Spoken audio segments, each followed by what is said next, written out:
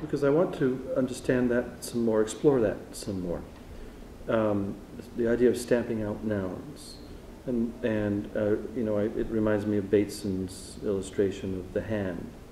Tell it. Well, Bateson invited people to look at their hands, and we're taught to believe that we see 5 fingers.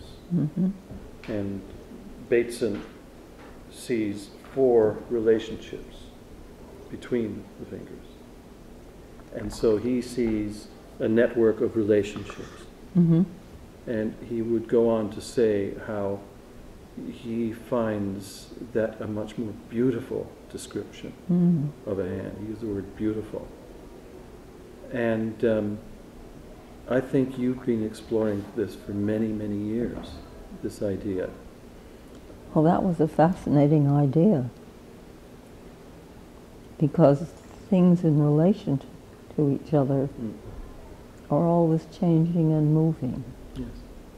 If you pin something down, as a cat or a dog or a table or a chair, they can't move. But now that we have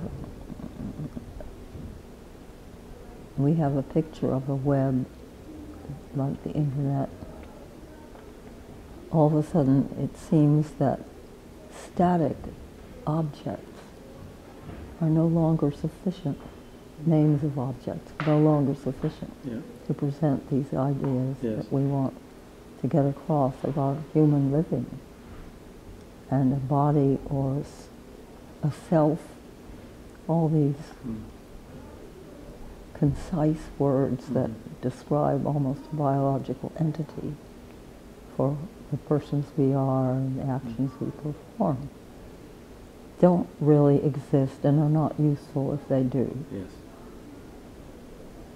That's good. And if you think of the web as a powerful image, you see that the linkages between the nodes of the web are somehow more important than the nodes themselves. Mm-hmm.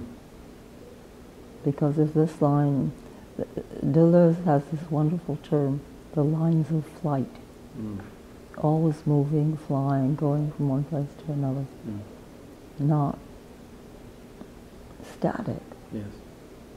And Bateson seemed to be looking for a different vocabulary and a different structure of language than our hierarchical one. Yes.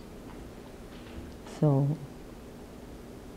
the lines of flight connect various. But if you're just a node in a set of lines of flight, you can change in an instant if another line crosses you or other lines you might be connected to. And it's always changing. And the field of interrelation, the field of interrelationships, I guess I'll just stick with that. That field is so beautifully illustrated by the internet and by terms like web, cloud, and how things exist in these ethereal concepts. Tell me about the cloud. The cloud is like a cloud of maps.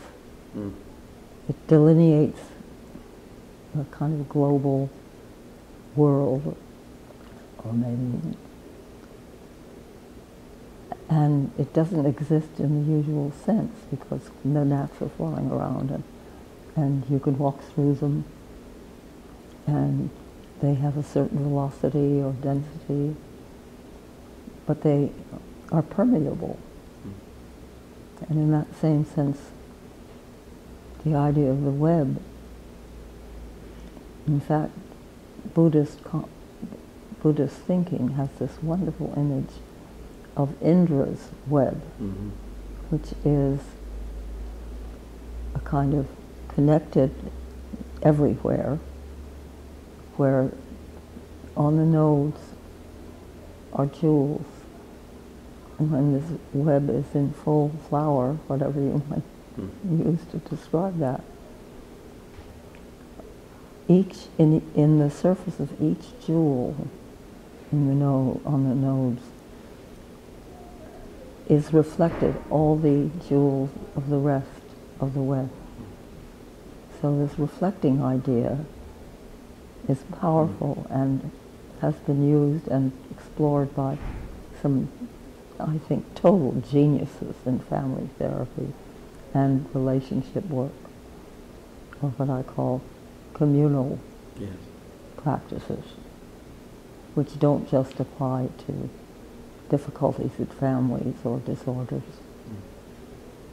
So there's this web, and there are jewels on the web. Because I do photography, I mean, I've often been captured by the dew on the spider's web. Yeah, And when you zoom in on the, or any drop of water, you see the whole world is in that drop of water, right? well, that's Blake. Everything's in there, yes. And so I'm seeing that when you're describing this web, and realizing that this whole world is in every drop, and every other drop is somehow. And has another perspective, because this Yes. is in a different place Yes. and takes in different sides of different jewels, Yes. whatever. But the jewel itself is insubstantial, Yes. because it only exists when two lines of light Yes. cross each other. Yes.